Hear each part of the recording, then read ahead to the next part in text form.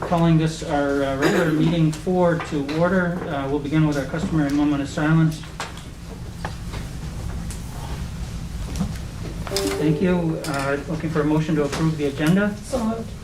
Laura with a motion, support by Bobby. Couldn't hear you through your mask there, man. So you got a motion, support. All those in favor say aye. Aye. All right, so we have an agenda, and then next is recognition, and it doesn't appear there is any. And then the recognition of visitors and hearing of people present. And I'm told that no one has registered to address the board. So we're going to move on. That was item E. And now we're on to correspondence. I know there was some correspondence, and so look to Nick with the correspondence for tonight. Yes, President Postma, we had two notes. One from Dimitra Kolovos, who was the rep to the board last year. She also received a Krause Student Scholarship. She thanked us for the gift and to the team that selected her for the scholarship. Second is a note from the family of Lou Johnson. We have Brenda Dewey from Crestwood. Mr. Johnson was also stepfather to Mrs. Remptema at Meadow Ridge and the uncle to Robin McQueen at Meadow Ridge. So we send our condolences to their family. That's it. Thank you. And next is the consent agenda. These are items that we've considered in other meetings or are of a routine nature. Does any trustee desire to have one of them removed from the consent agenda? Seeing and hearing none, I'll ask for a motion to approve the consent agenda. So moved. Lisa with motion, support by Jeff. All those in favor, well, any discussion? Assuming there's none, all those in favor say aye. Aye. All right. And then we move to reports with a return to learn plan update. Dr. Shagler? Thank you. I think everybody knows that we've been working very hard since last spring to develop the return to learn plan specifically designed for Rockford Public Schools. And I'm very proud of the work that our administrative team and our teaching staff and support staff in their contributions to developing this plan. Of course, we implemented that on August 21 or 24. And that was with our virtual program as well as our remote online program. And then we were able to today implement face-to-face for our students and teachers in our classrooms throughout the district, as well as continuation of the Rockford virtual program. I want to make it real clear that we're going to have challenges in the continuation of our face-to-face program as well as our virtual program, just because the pandemic is fluid and it's unpredictable, and it will continue to challenge our staff and our parents and our students. And but we're ready to deal with these challenges, and we're prepared. And I'm very confident that we'll be able to transcend any of those challenges that come up within this pandemic. But we are certainly going to remain flexible in our not only our planning but our implementation process as well. I think most of you might be aware that there's now a second phase to the Return to Learn plan, and that is the extended learning plan. And that is something that the governor is now requiring through an executive order that in fact requires school districts, boards of education to have monthly updates regarding the progress of the extended learning plan. And I'm suggesting to the board that we establish the second board meeting of the month, beginning this month, September, which will be the 28th, for updates to the Board of Education regarding the extended plan, as well as receiving input from community, their concerns that they may have and challenges they're facing. But tonight, I've asked our administrative team to provide the Board of Education with an update on our Return to Learn plan and how we plan to handle also the extended Return to Learn plan, which will include several issues, several items, several bullet points that will be presented. And I certainly encourage the board to ask questions regarding anything you may have as we go through the presentation as well. So I'll turn it over to Mr. Ram, our Assistant Superintendent for Instruction, and he will begin the presentation with today's a summary of today's implementation of our face-to-face plan, but teaching and learning plan with students and teachers. Mr. Ram? Thank you, Dr. Scheibler and Board of Education. I'm really responsible for driving, but the presentation here, but Corey and Mindy and Lisa and Mike Cuneo and I are all going to kind of share content as we go along here. So today was an exciting day in Rockford Public Schools. We have been waiting 6 months to welcome our students back to Rockford Public Schools, and it happened. And it was fantastic. It was not without tons of work behind the scenes, without obviously lots of communication and planning by groups all over the district and families alike and students alike. But it was a large endeavor, and we got our kids back into the buildings today. And that was a big win, and one that we can hopefully continue to move forward on. So we're going to show you just a few highlights here today about kind of the getting ready piece. These were just some snippets from around the district today. A lot of us spent a lot of time in different buildings around the district and making observations, and wanted to bring a little bit to you today. And then also we have just a few quotes that some principals have said as well too, just to try to be a little bit authentic in what we had. So just from around the building, we look at the kind of some of the key elements of getting the day started. The buildings were very welcoming with positive messages to bring kids back in. Each building had that type of feel to it. I know that everywhere that I went, it was a celebration to get back. And I know that was the same as well too. So a very, very solid, welcoming first impression outside of every single building in our district today. We know that there was a little bit of grit, and that was necessary for some people to get ready to walk through the doors and move forward, and that was key as well too. And that picture in the top right is my son getting on the bus this morning, and me standing on my porch snapping a picture. Good shot. I'll tell you what, I mean, that if you look at the procedures in place, I wanted to show, and Mike Cuneo is going to be able to talk a little bit about transportation as well too, but they loaded the bus from the back. He had an assigned seat. He stood there, was welcomed by the bus driver, washed his hands. I mean, everything was very procedural, all the way through, not only transportation, but in the entire district today, and we'll be moving forward. So the plans were really implemented today as we move forward here.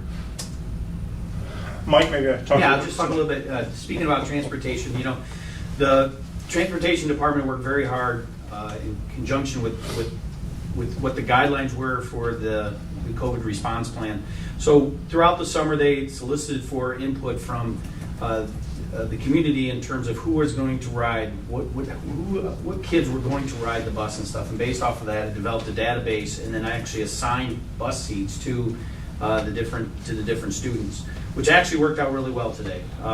Then put in procedures so that they would load from back to front. There was also in each one of the buses, we have a hand sanitizers, and kids were required to wear masks. Between each run, they were at least every portion of the bus was sprayed down.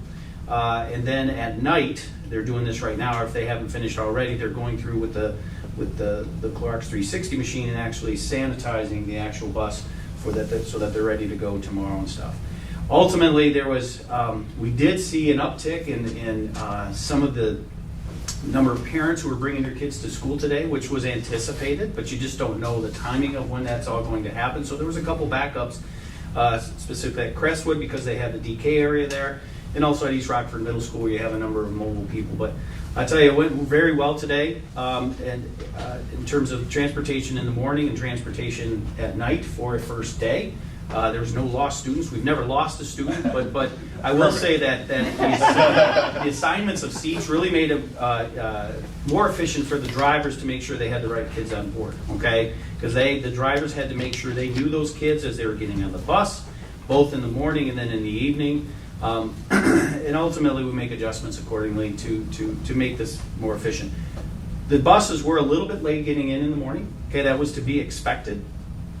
Just because these bus drivers have to get to know their kids right away, okay, with the seating assignments and such. But we anticipate that will go a lot smoother towards the end of the week or into the next week and stuff, and be able to get these buses more on time. And when I say they were not on time, that doesn't mean like they were an hour late. I mean, there was 15 minutes, sometimes up to 30 minutes late and stuff. But for the most part, those are areas that will be manageable once the efficiency improves. Okay, so When you look at kind of the big picture items of preparation, really it's everybody wearing a mask, right?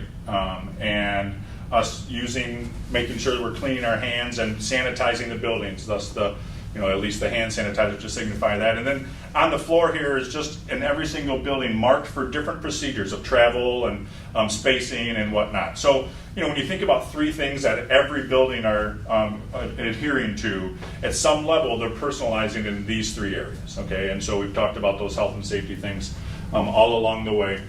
And it looks very, the committees just did a great job of ordering the right materials and getting them in the right spot, and the buildings did a great job of marking, and kids knew, right? Kids knew what to do, and so very, very.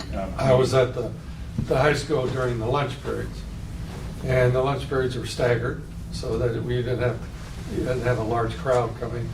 You can see those little places where they're to stand, and there's the gate that's pulled down now there, but they go into there, get their lunch, 2 minutes, 2.5 minutes, and then go back to their classrooms and so forth as well. And kids ask me, I understand the lunch is free, is that true? I said, well, it's free for you, but I said the federal government's paying for lunches for everybody now, up through December 31st, and we'll see what happens after that. But it was well managed, and it was no confusion. The kids were easily managed as far as picking up their lunches and going back to their rooms. On that same line, are we doing breakfast too? yeah, we are starting the breakfast process this week at the 9 freshman center in the 10-12 building. Okay. And then we'll be looking at expanding that down to the middle schools and eventually the elementaries. Just looking at the way that we can process all of the different traffic that goes through the buildings and stuff like that. So we're Okay. slowly working into that, but it does apply to breakfast as well. Okay. So I have the opportunity just to share some information from our principals, but also really want to echo what Mike said about our staff and the amazing work that our staff at the buildings are doing. We have done all of the planning together this summer with the leadership teams to get our kids back, but to actually be out in the building, and I know all of us were out in the building today, kind of seeing what our staff is actually doing to ensure that we can have a safe start for instruction for our students is really humbling to see the just huge amount of work and time and care and patience that our staff are giving to our students. And you can see some of the things that they've done here to kind of prepare for our students to re-enter the building from that mitigating space kind of piece of it. We have some tents where kids are performing. We have the dividers you can see there. And then teachers are having a variety of ways that they're helping students organize their things and making sure that they get appropriate breaks and all of that. So we did solicit our principals for some kind of quotes from their staff and from themselves for the first day, and I'd like to just share a few of those with you. Here's one. From the time they entered the building to the time they exited the building, students did a fantastic job of listening to direction, cooperating with expectations, and they all kept their masks on. It seemed our families took the communication from the district and the building to heart. It is very impressive. Another quote, teachers did so much front loading of teaching procedures and routines that the kids were comfortable when they came in and they were ready to go and start learning. It was great to hear kids in the classroom and on the playgrounds. It was an excellent, smooth day. It exceeded everyone's expectations. Without a doubt, we had anxious staff, but the day went incredibly well. They were understanding about what needed to be done for us to resume face-to-face instructions, and the students met and exceeded those expectations all day throughout our day. So that's just a small example of some of the things that our teachers and our school leaders are saying about how our first day went. It wasn't without bumps, and it wasn't without surprises. No first day of school is without bumps or surprises. But overall, the things that we have heard out from the buildings and what we have seen in our buildings really our staff should be commended for the amount of time and care that was put into making sure that our face-to-face could go well today. Corey makes great points about how our district might look different. There's tents outside of the secondary buildings for the music here and for different arrangements. You see a cafeteria being repurposed as a classroom there, sometimes dividers in the room. So our teachers have done a great job of being creative and coming up with solutions as well to ensuring that instruction can be prioritized. And speaking of that, really, Corey made a good point I'd like to add on to. You know, our students met with our teachers on Friday, virtually. And when we were in the buildings today, certainly it's the beginning of the year, but it's a different beginning of the year. Content was being taught today because we had this bit of a transition, right? And while we had more procedures than we ever have had in our district, our teachers are still able to prioritize content as well as the welcoming piece as well too. So again, it was a real second start, if you will, and certainly made for a kind of a faster way to get to the content. Just a couple little bit of the end of the day here procedures. You know, we have buildings that when we think about, like, you know, the buses and parent pickup, just evidence here of being creative of how to do that. Our buildings have implemented staggered releases, and so in this instance we have a picture on the very bottom of parents that are there to pick up their children, and they are arranged alphabetically.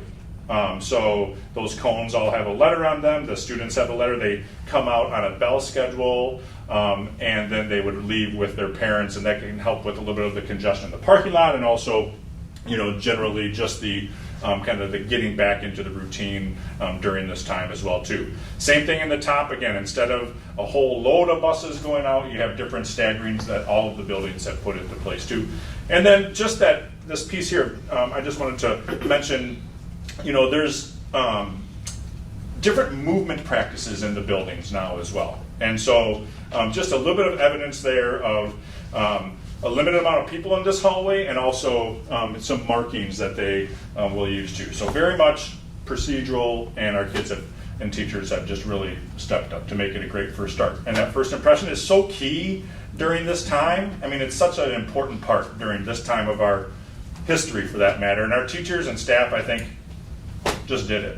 So we'll continue to build on that.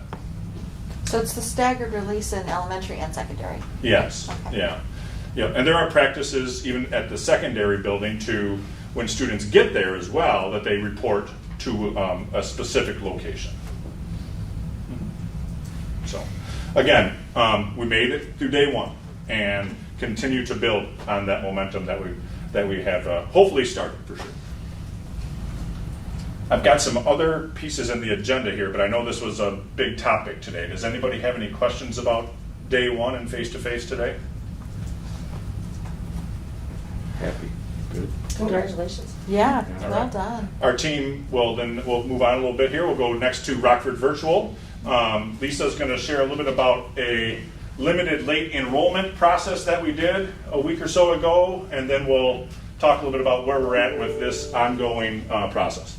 Yes, as you all know, we had a significant number of families that were interested in Rockford Virtual, and as we came closer and closer to September 14th to today in face-to-face learning, we wanted to make sure that we had an opportunity or a window of time for our families that wanted to make a last-minute change one direction or the other. And we provided a late enrollment for our Rockford Virtual program.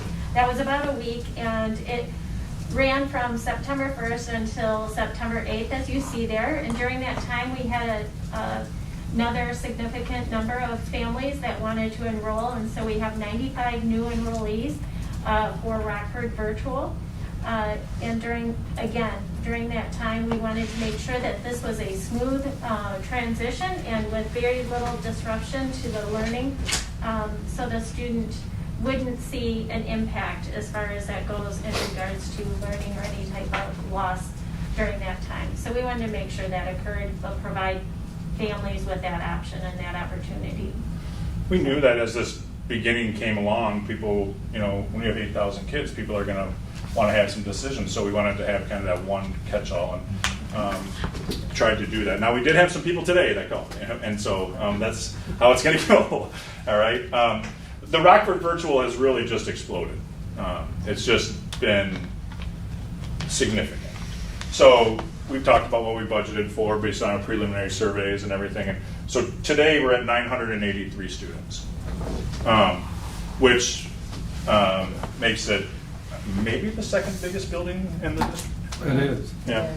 But by the way, Mike came to me today and said that we have 14 additional students. And I said, enroll. I mean, I want them to stay in Rockford. I want them to be Rockford Rams. And we'll take care of it. And so we've got 983 new students. That is the second largest school in the district. So we've asked for a commitment from those families for one trimester, which takes them through November 13th, as we've talked about before. We are in a process of enrolling these roughly 110 students now, and that takes a little bit. It's not necessarily like moving a class, so we've been up front with families, and we've said in our letter that this is right now, last Friday the 11th, we stopped our remote learning.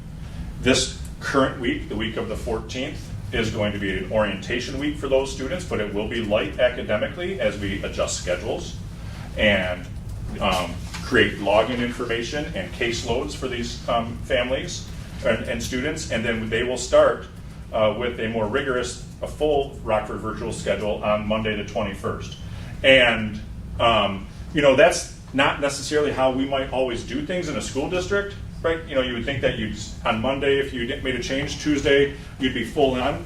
But that is how this works right now. When you take a kid out of a class, or you have to move a staff member or create a schedule.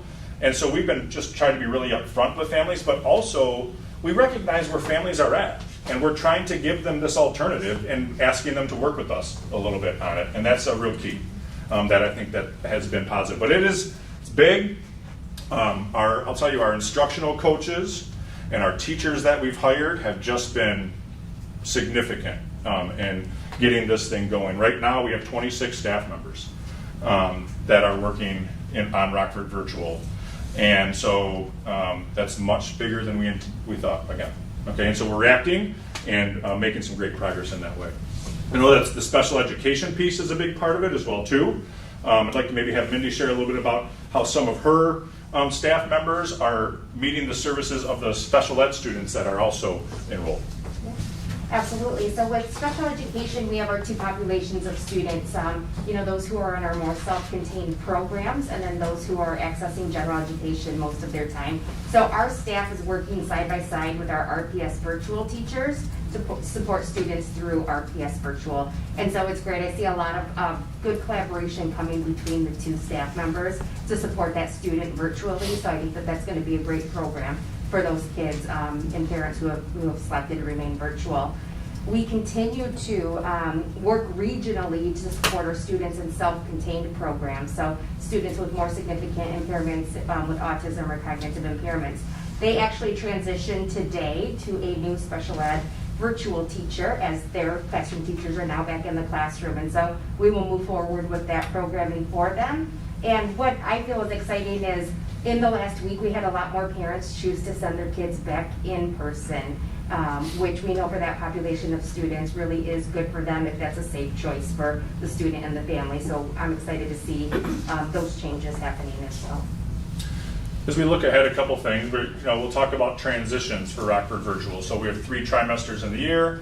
Our trimester trimester 2 survey for Rockford Virtual families and those families in face-to-face instruction will go out around the 3rd week of October.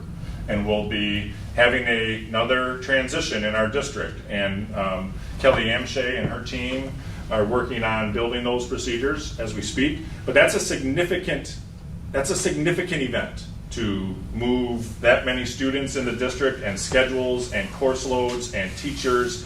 You build schedules in the summer for a reason, right? So it's a significant event. And so we will be preparing for how that transition goes. Again, we're going to give our families alternative as we all kind of move through this piece as well too. Mike, what is the breakdown again between secondary and elementary? 524 elementary students, 175 middle school students, 284 high school students. So most elementary.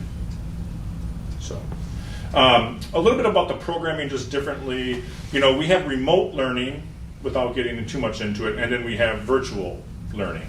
Remote learning, again, led by classroom teacher. If I'm in 4th grade and I'm in Mrs. Smith's class, Mrs. Smith is my teacher. I just went back to see Mrs. Smith today. Same teacher, face-to-face.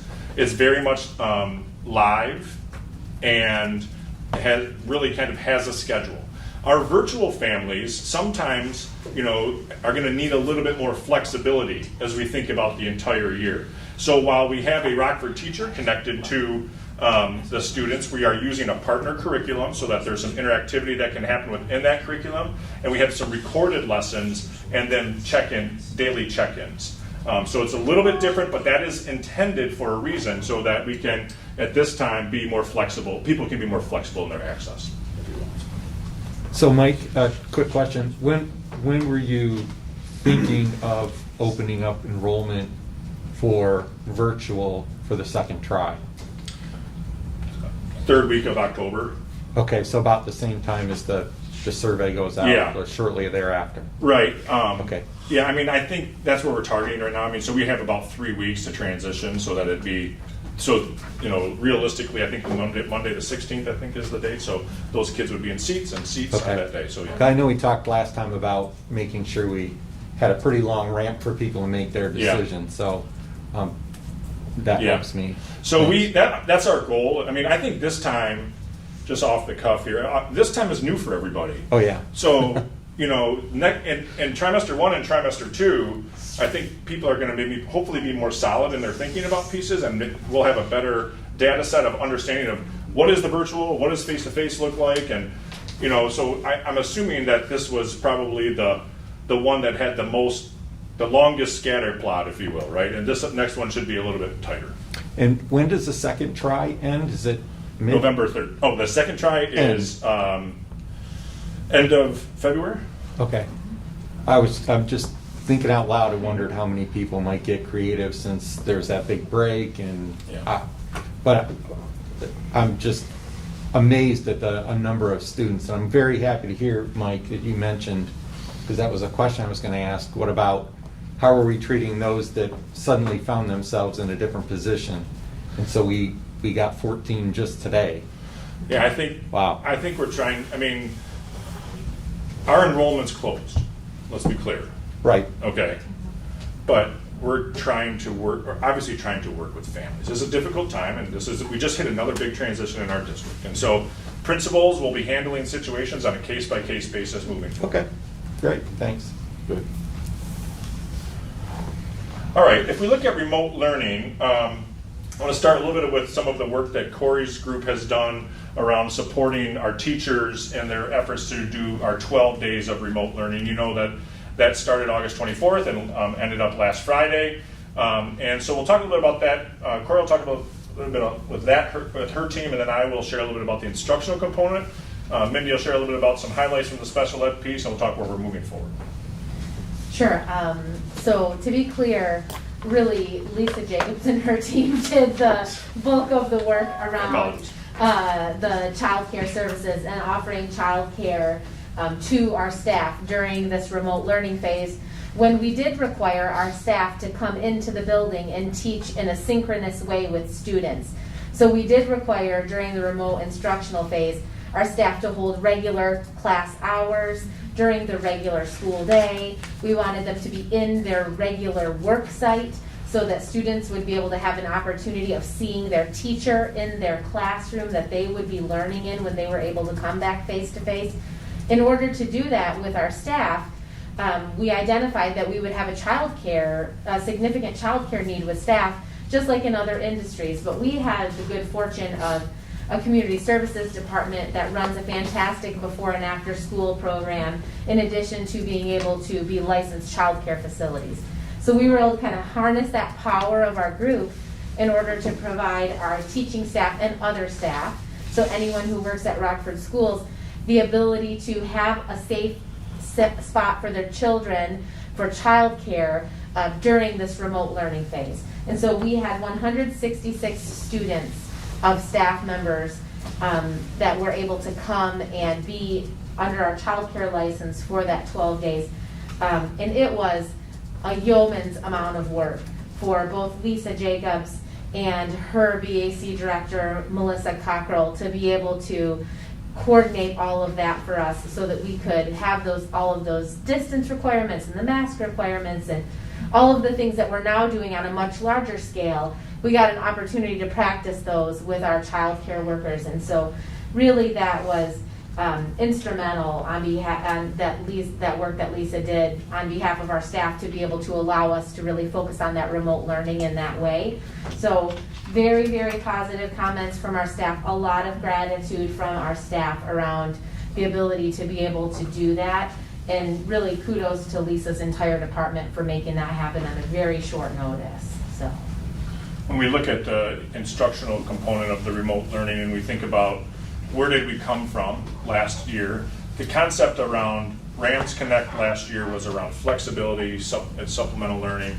So teachers on Monday put a lesson list out for the entire week. Students had to turn it in by Friday. Teachers had office hours, did some connecting on an individual basis.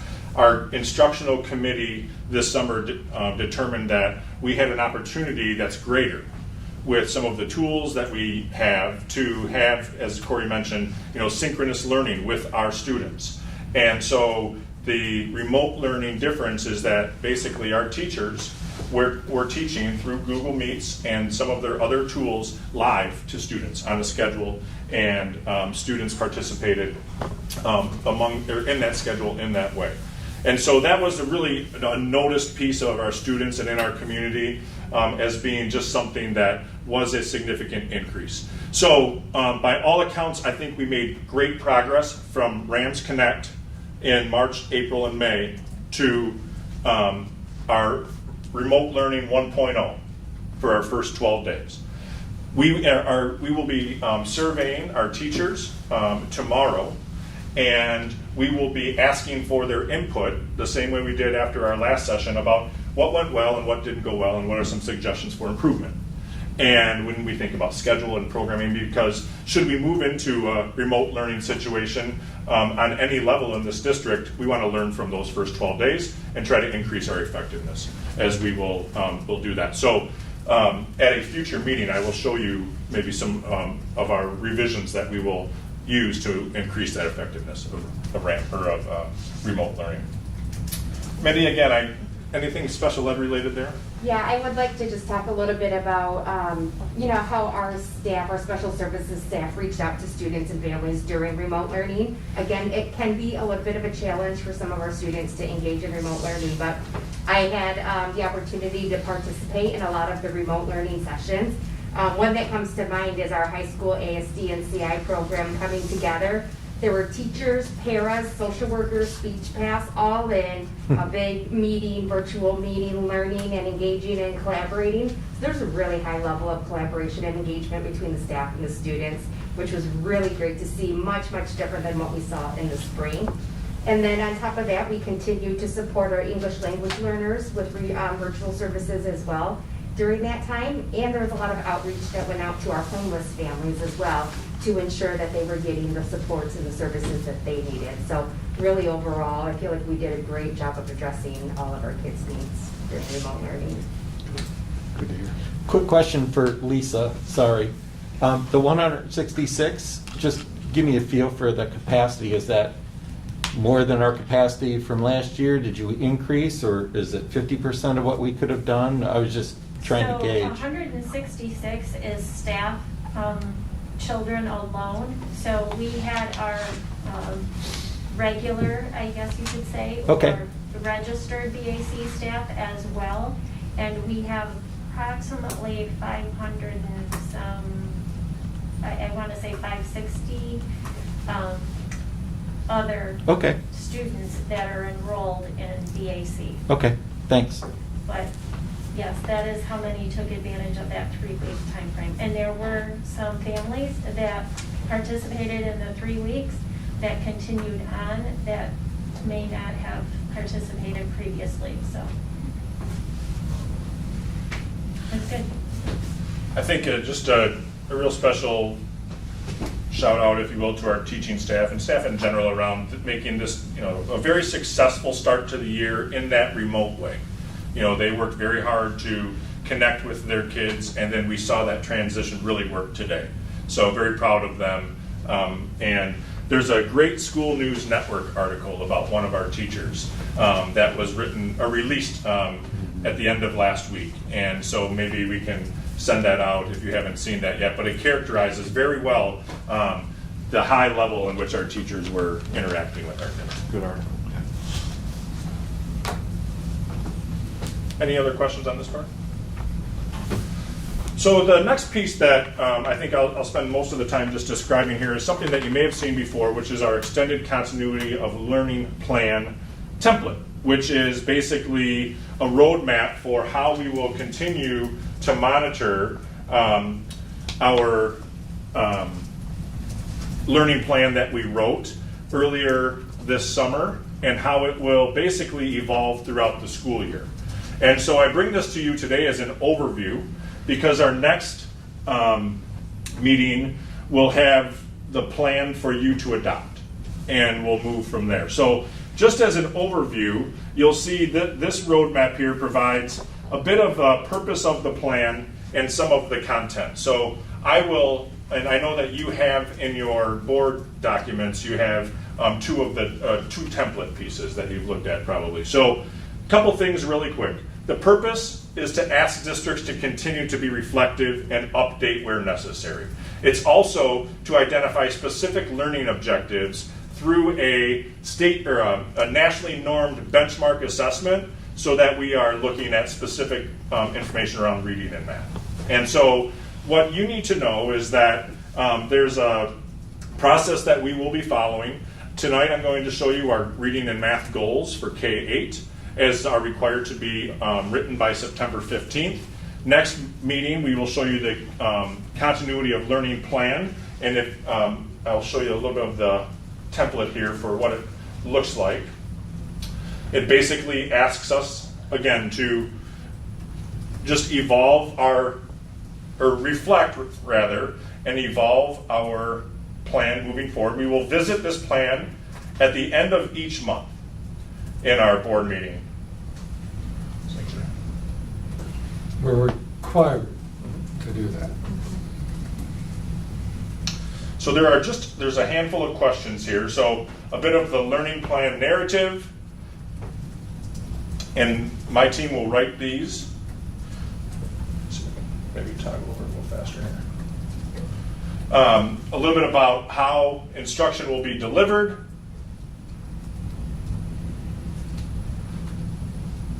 We'll talk about basically the grade level scope and sequence. Essentially what we're trying to get at here is, districts maybe weren't in session, obviously March, April, and May, so we're trying to identify what the specific need areas are and then draw specific plans for that. Think a little bit about that mastery of standards, so all districts are really focusing on those standards, that's fine, that's no problem, all right? And thinking about how we can give equal access to all of our students, which I feel very confident about. And then we want to think about, again, students with disabilities and how we are making sure we're programming for those students as well, and that rounds it out. We will have in this, so I, with my team, will write this. We'll bring it to you in September 28th. Thank you.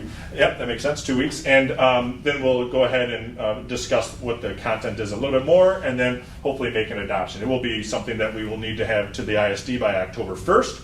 And then at the second board meeting of every month, we'll go through and we will use a specific template to make any updates that are necessary. So Marlene, let's see you back here maybe. All right. So tonight, so that's kind of the overview of the process, and I know that you have that template in there to look at. So tonight, what we need to do is we needed to, as a district, write goals in reading and math that for all students in kindergarten through 8th grade as measured by a nationally normed assessment. In Rockford Public Schools, we've been using NWEA as an assessment, and so this is, we've been using it 1st through 8th grade. So this was a relatively standard practice for us. We are adding kindergarten. We will be testing our Rockford virtual students remotely in their home. That will be a new twist, but all students will be tested. Our goal statement basically says that students will improve performance in reading and ELA from fall to spring, so we'll take a test in the first 9 weeks, which we actually, our window will open September 28th. We'll take one in January, we'll take one in May, and we'll watch progress along the way. Our team will report that to board meetings. After the first test and the first window opens the 28th, we'll then report progress on February 1st, around that board meeting, and then at the end of the year. And so we'll map that throughout. So this is our our reading goal, which basically says we will show improvement. We will measure that by comparing students to the nationally normed percentile. Are our students growing faster than the nationally normed percentile? Are they growing, is an individual student also growing? All right, so collectively and individuals. Same for math. We will use the NWEA. All students will take this. It takes about 1 hour per test, and students obviously take it on their device, and then we will use the same data to identify, report, and then measure. When we get to the monthly meeting, then, this is the template that we will use. We will share the information about, you can see the 3 questions on the left, basically a dialogue about how instruction is going. So as an example, tonight I mentioned to you that we just finished our remote learning. And as in our district, we will plan to survey our staff, and then we will make some adjustments to our remote learning plan based on input. That would be something that I would bring to a meeting and show you how we made some type of an adjustment. We would also look at the data that our benchmark assessments have shown, and we would show you how we would make some adjustments or some targeted instruction in that respect as well too. If there are specific subgroups of students that we would be targeting, we would present some information around that as well too. So the second board meeting of every month, we will use this template. We'll talk about how instruction is evolving in the district, what we're noticing about specific targets and how we're chasing them, if you will, and then make any adjustments moving forward. There's also a place for public comment about the instruction in the district, and then in the bottom piece, we are going to be reporting on what's called two-way interaction. And so this is intended to ensure that all students are engaged in instruction with our teachers. So we have students that are going to be in different arrangements perhaps throughout the year. We'd have face-to-face, we might have a remote situation in some instance, and we would have virtual. And so the two-way interaction rate talks about how students are interacting with teachers, and we would report on how our students that are face-to-face, how many students are interacting, and we need to exceed a threshold of 75% in the district in order to ensure state aid. And then our students that are not in face-to-face, like our virtual students, what are our interaction rates there? There's a little different formula that I'll show you for that, but again, the goal is 75% and above, always involved in the participation to ensure our state aid requirements. So I think that's something that we'll just continue to learn and report out. For this public comment section, will this be comments that these people make at our board meeting that will be recorded here, or will they be invited to make comment prior at the board meeting? Yes, at the board meeting. It can be under your public comments, or you can open up a separate discussion period during the reconfirmation portion of the agenda. So it's specific to The COVID plan. right. Right, Right. exactly. Yeah. I also, this just popped into my head, so it's kind of off, but back on testing and assessment, when you brought up the remote, do we do a academic honesty contract with our students? We don't have anything formal in the district that says when you are testing that you there's no sign off. We have proctoring protocols, all right, and teachers can monitor different pace. They can monitor, frankly, they can monitor what's happening right and wrong behind the scenes. But there's not necessarily something in the district that we say every student signs this before they do like a state assessment or something like that. I'm just thinking in terms of that, I've seen other districts doing it, and they do it at the beginning of the year, the beginning of a semester, where the student signs an academic honesty contract as well as the parents sign off on it. And again, I'm just thinking about the remote and the opportunity for dishonesty. Yeah. It's something that I'll bring up maybe with our assistant principals. We do have a code of conduct where academic dishonesty is noted in that code of conduct. Students all are aware of that and sign. I think it would apply. It's not necessarily pull out, but it certainly is there. And it is part of our, like I said, our proctoring components as well too. I feel like we cover it, maybe not as single pull out. And if that's something that maybe we could look at. I don't know we've ever had a situation where we've had to, really drill down on that, Yeah. The opportunity is there. Yeah.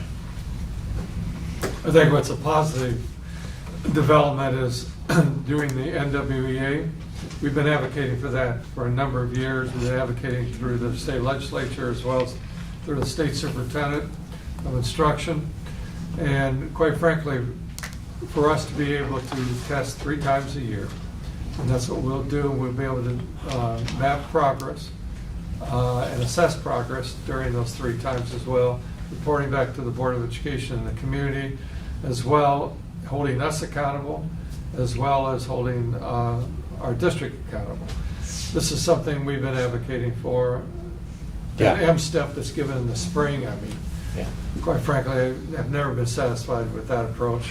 And this is a great opportunity for us to implement an accountability model that requires students to take these tests 3 times a year.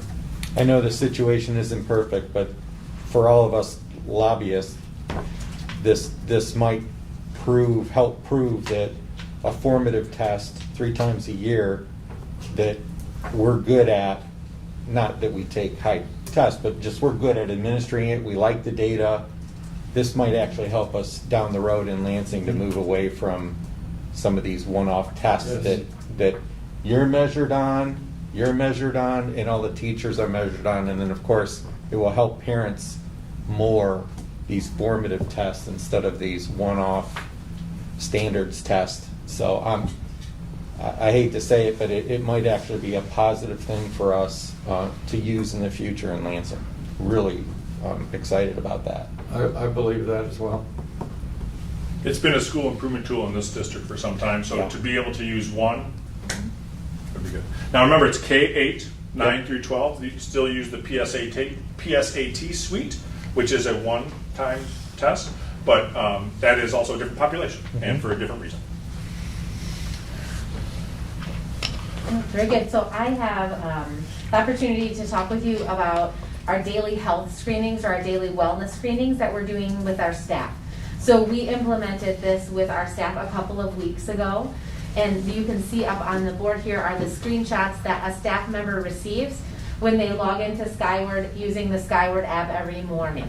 So we're asking our staff before they come into the building at all to log into the Skyward app on their phone or on their computer at home.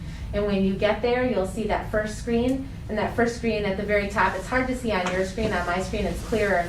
There's a button that says today's screening, and so then the staff member simply just clicks on that button. It takes them to the next screen where there are 2 screening questions. The first one is, in the last 24 hours, have you experienced any of the following symptoms? And then there's a list of all of the major and minor COVID-19 symptoms. And then they would have to check yes or no. The second question is, in the last 14 days, have you been in close contact with someone who is a confirmed case of COVID or is presumed positive? And again, those are from the health department, the Mid-Michigan Health Department, or the Michigan Health Department. Or are you positive yourself, yes or no? And then they would have to submit that, and then you would get a check mark that is green on the right that says, based on your responses, you're well enough to come to work today. Or a check mark that is red that says, call your supervisor, right? So, and then they would call their supervisor before entering the building. And so what's happening is every day our staff are doing that, And then our COVID response team are reviewing with staff members the failed screenings before they could come into a building. And in fact, they don't come into the building if they have a failed screening. Now, there are people who have a failed screening that have a medical diagnosis that allows them to come into our building, but that's why we have our COVID response team working through those failed responses to ensure that we have appropriate documentation and that we know what's going on. Every day, the principals and directors, 3 times a day, receive a daily report of all of the screenings so we can follow up with anyone who didn't do a screening. Now, the first day I might have had to get after Mike Cuneo, but after that it's been fine.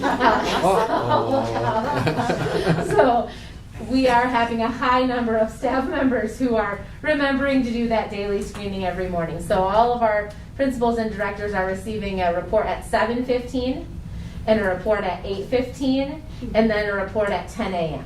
So that if you needed to go and talk to a staff member, you have opportunity to then see that the staff member had in fact done the wellness screening as we have asked. So for staff, it's going very well. It's very easy to use in the Skyward program, as you can see right up here.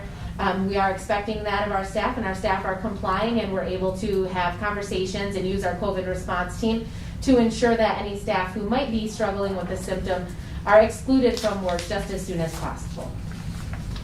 All right, so that's what we're doing for staff. And I think Mike Cuneo is going to talk about how that translates down to students. This is very similar to what we're utilizing for students, and today was the first day.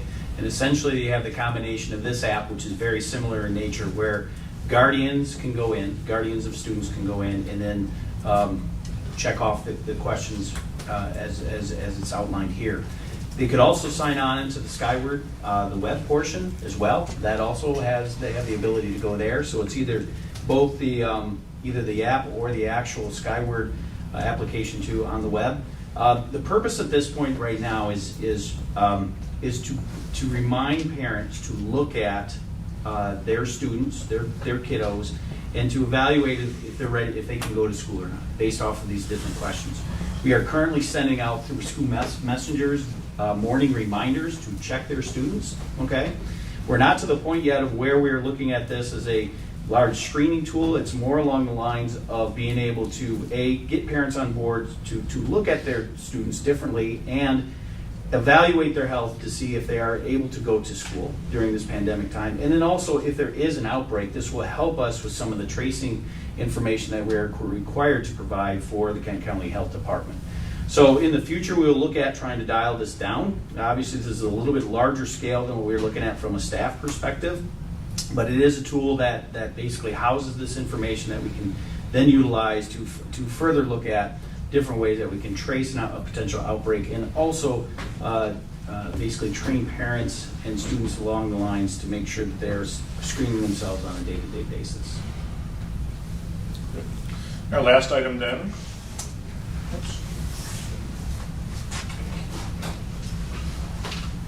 A little bit about our Beyond the Rock school videos. Yes, very big thank you to Beyond the Rock and the production of our back to school videos. And if you have not watched the videos, I encourage you to do so. There's a link right here in the PowerPoint for you to do this, or to go to our website and see those videos along with all the other videos produced during this time. But this all started in regards to a quick meeting in regards to developing healthy kids with Lorinda and David, as they are the chair people for the social emotional committee for the return to learn. So during that conversation, we recognized that there may be some anxiety around the return back to school, both on the part of students potentially as well as parents. And so we wanted to make sure that we had some resources available for both. And that being said, David Jenga produced a short video and tips for parents as well as students around the anxiety of going back to school. So a huge thank you to David and his work in providing that information for our parents and our students. The next piece is that we had 3 additional videos produced by Beyond the Rock that actually walked through elementary, middle school, and high school so that families and parents could really understand signage and how school was going to be a little bit different this year, even with lunch procedures and so on. And so that was something that, again, a huge shout out to them in walking our parents and our students through back to school prior to today. Within that video, there was a short kind of a presentation by Matt Hewitt, our Director of Transportation, and provided similar information for parents and students and what to expect in riding the bus to and from school in regards to assigned seats and the procedures that would follow. So again, just a great combined effort by district administrators, staff, and students in making sure our families felt comfortable prior to the start of the school and the release of these videos. So again, just another thank you to Shannon Olette, Al Reichert, and Lorinda Face for walking our parents and our students through those particular details of back to school during these videos. So very nicely done, and appreciate everyone's combined efforts in making sure that we provided this introduction of back to school. Any questions? Thank you. All right, I think we've covered those topics, so thank you. Yeah, is there a way that we can limit that screen Yeah, I'm sharing gonna see what to not have those emails come up? Yes, I will close my email. I have it open to Thanks. Google, so. Yeah, I don't want Sure. something up there that we don't want published or, the business of the school, so. Just quickly, I appreciate the comprehensive report, a lot of things going on, but I want to thank the administrators here in the room for all the leadership to get us to this point. I thank our teachers and staff for all the work that they're doing.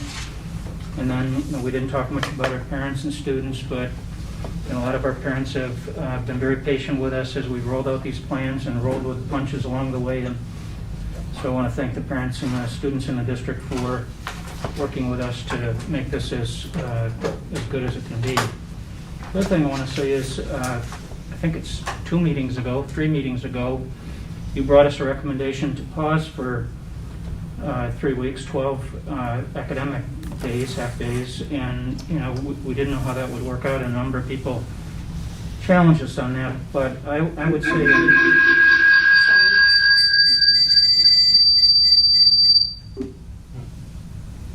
sounded like I was at a rock concert there.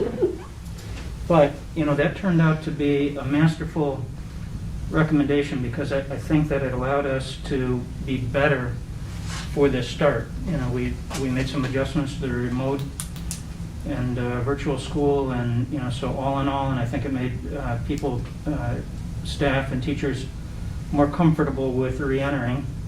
And so all in all, I think that was a great recommendation, and I'm glad that we approved that the way that we did. I think that 3 weeks made a tremendous difference for us. So kudos to you for recommending that, and it took a lot of courage, I think, to pause it, and it wasn't well received uniformly, but on balance, it was a great decision.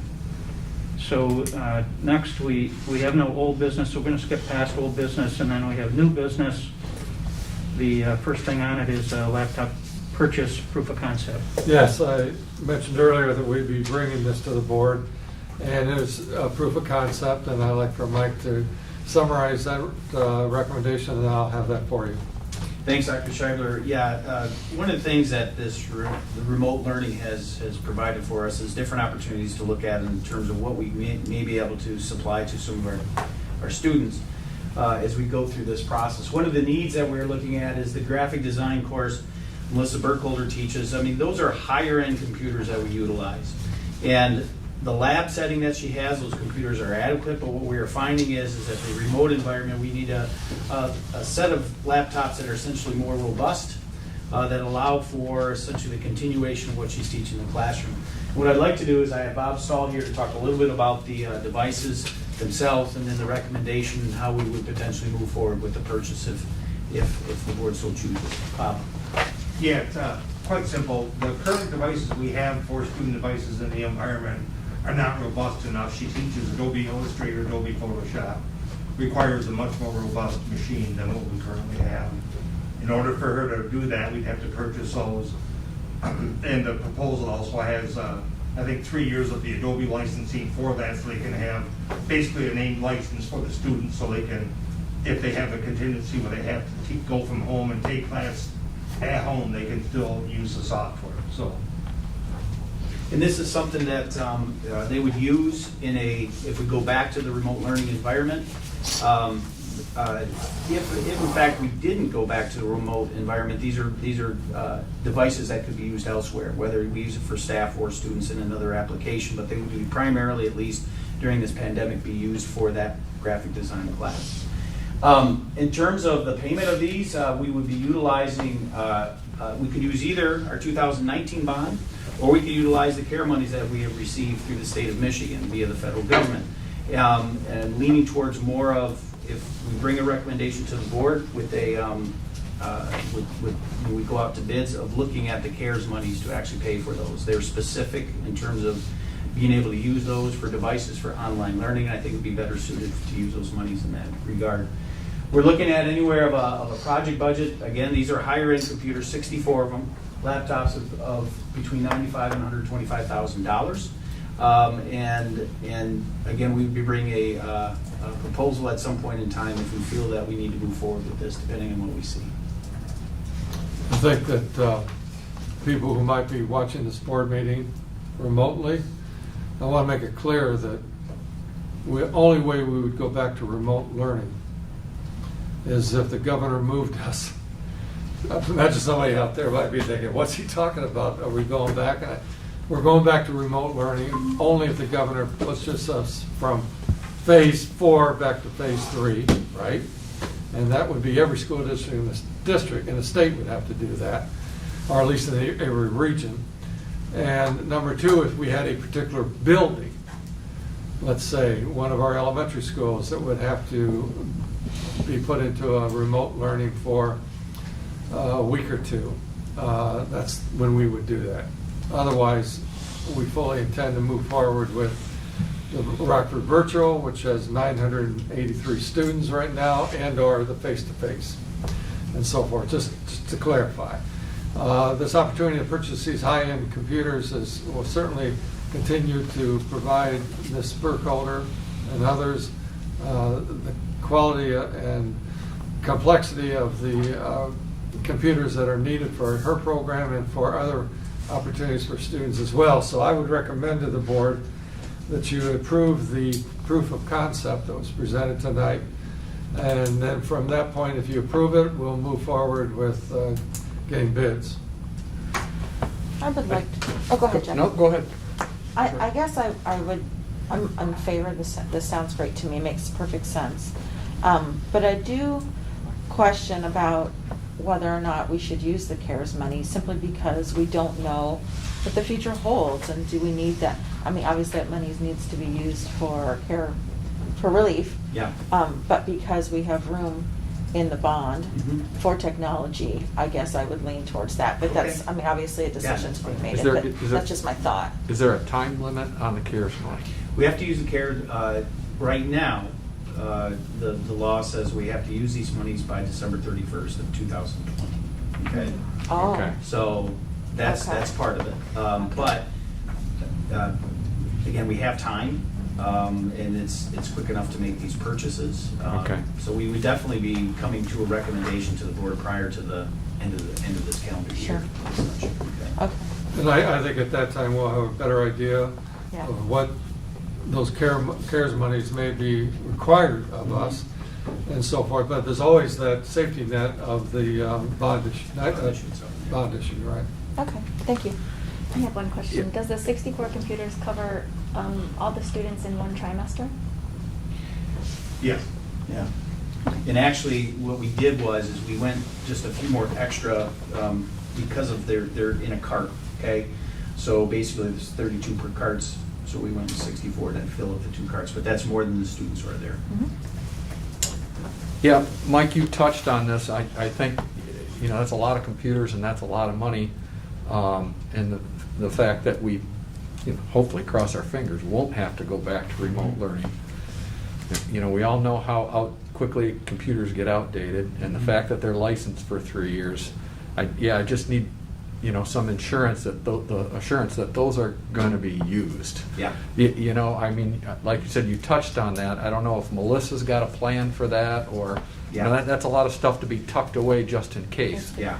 Um, It will provide for, like I said, more of a seamless transition to the remote learning environment, okay? Those computers, like I said, they would be used in other aspects of if we did not use them for remote learning, we could utilize those laptops in different areas of the district. Could it be a trickle down, like possibly a middle school Yeah, used to, or something those like types that? of Okay, things. We okay. have many uses that we can I use. just those wanted, computers for. Absolutely. yeah. So these students would have this particular high-end machine in lieu of the other that would be Correct. provided? Okay, Correct. and then they turn it back in next try? Yes. Okay, Correct. thank you. Good. Any other questions? You've heard the superintendent's recommendation that we approve this proof of concept. Do I have a motion? So moved. All right, we've got Lisa with the motion support I'll support it. by Jeff.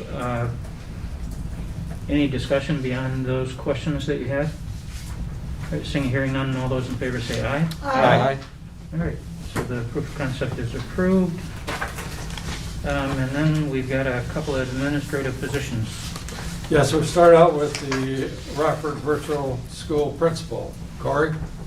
Yes, as we've been talking about over the last few meetings, the need for leadership in Rockford Virtual as our school has grown and grown and grown. We have identified Dr. Kelly Amshay as our recommendation for the next principal, or for the, first principal of our Rockford Virtual School. So Dr. Shadler, you have a letter in the packet, and that is our recommendation to you. My recommendation to the board is that you employ Dr. Amshay as principal of the Rockford Virtual School for the 2020-21 school year. All right, you've heard the superintendent's recommendation. Do I have a motion? So moved. All right, I've heard Laura first on the motion and Tim second on the support. Any discussion of this one? Hearing and seeing none, I'll call for the vote. All those in favor say aye. Aye. All right, so we have a principal, and I just want to commend you here. I mean, this is one of the developments that came out of that 3-week pause was to shore up what we're doing on the virtual school, and I think that it increased the confidence of the people who are enrolled in that to have good people leading that program. So I want to thank you for your vision there. Thank you. Next, I have a recommendation for you for an interim assistant principal at the freshman center. Corey? Yes, so Dr. Amshay will be moving to Rockford Virtual. Thank you for that. That does create a vacancy at the Rockford Freshman Center where Dr. Amshay was serving for the 1920 school year. For us, we aren't exactly sure what Rockford Virtual will look like after the 2021 year, and so we want to be cautious and careful on how we staff going forward. So we have identified someone who has some assistant principal experience to join the team or rejoin the team in an interim position, and so Dr. Shadler, we would recommend that Stacy Such become the interim assistant principal at the Freshman Center for 2021. I recommend to the Board of Education that you appoint Stacy Such as the interim assistant principal at the Freshman Center for the 2020-21 school year. All right, you've heard the superintendent's recommendation. We have a motion on this one. So moved. Nick with a motion, support. Support. Support by Bobby. Any discussion on this one? Just say I appreciate Stacy's willingness to fill in this gap that was created by this other movement, and it's great that we have a talented team that we can move pieces around when we need to like this, and so that is all good. So then I'll call for all those in favor say aye. Aye. Any opposed? All right, so you have your principals, and then and the last item for the evening is certified staff recommendations. Dr. Schabler? Yes, we have 2 teachers I'll be recommending for employment. Corey? Yes, so we have 2 teachers based on some late resignations that the board has recently accepted. We have an art teacher in Katie Jaglowski who joins us where she was previously employed in Naperville, Illinois. And so she is joining our team teaching elementary art, primarily at Crestwood, pending your approval today. And then we also have Sean O'Brien, who is replacing a teacher at River Valley Academy, pending your approval today. He will be teaching social studies there, and he joins us in our team from Reese Puffer High School. And I recommend to the Board of Education that you employ Catherine Jaglowski as the art teacher at Crestwood Elementary and Sean O'Brien as social studies teacher at River Valley Academy for the 2020-21 school year. All right, you've heard the superintendent's recommendation. Do I have a motion? So moved. All right, got Tim on the motion and then support. Support? Support by Laura. Any discussion on these two appointments? Hearing and seeing none, then I'll call for the vote. All those in favor say aye. Aye. Any opposed? So, and those folks, I think, are on with I us. believe they are on. Stacy Zoom? Such isn't able to join us, but I think we have 3 of the 4 on with All us. right. Kelly hasn't stopped smiling. I'm right in front of her. I'm going to get out of her way. So do you want to invite the other Yes, two? sir. Do you want to do the teacher candidates first? Your pleasure. Sure. So let's do our teacher candidates, and then Dr. Amshay can round us out tonight. So I think we have Katie on our Google Meet, and so Katie, if you can unmute yourself and if you can show us your video, then you can have an opportunity to address the board.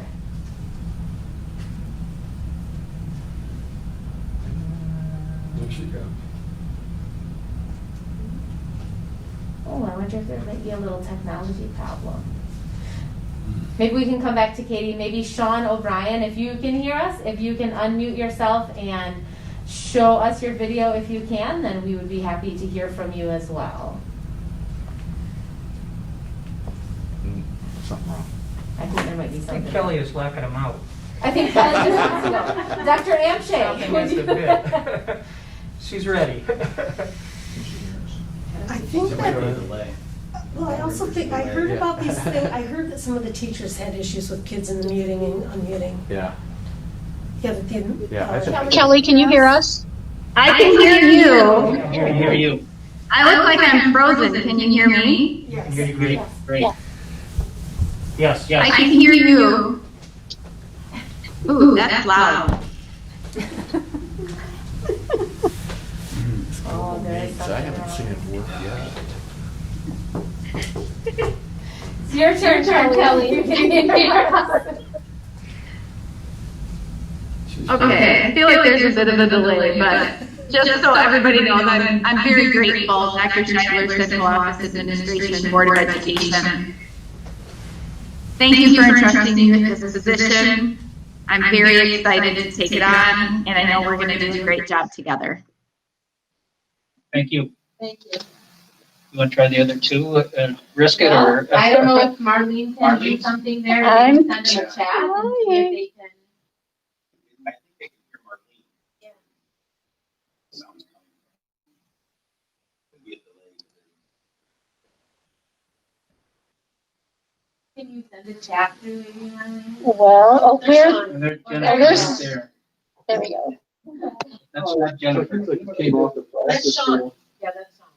Oh, there's you. There we go. Okay, All right. I got it now. So Sean, would you like to address the board? Yeah, I just want to say thank you for the opportunity to be a part of Rockford School District. Say it was an awesome day to have kids back in person, and I'm just really excited for the journey. So thank you. Thank you. And then Katie, would you like to address the board? Yeah, I am so excited to be with Rockford. Today was above and beyond my expectations for what face-to-face was going to be like, but I heard some great things, and I'm just so excited to be a part of Rockford Schools. Hey, Sean, get a little aggressive in football practice. What's that? Did you get a little aggressive in the football practice? Yeah, we were working blocking drills, and I was demonstrating, and kid's helmet hit me right in the face. I didn't think it was too bad, and then blood started. It's a Danny Hopkins, man. Practice without a helmet. There you go. Yeah, Band-Aid was a quick fix, so. Welcome. Welcome. Thank you. Thank you, I appreciate it. So that was our last item, and so we are adjourned. Thank you. Thank you. Thank you. Thank you. Thank you.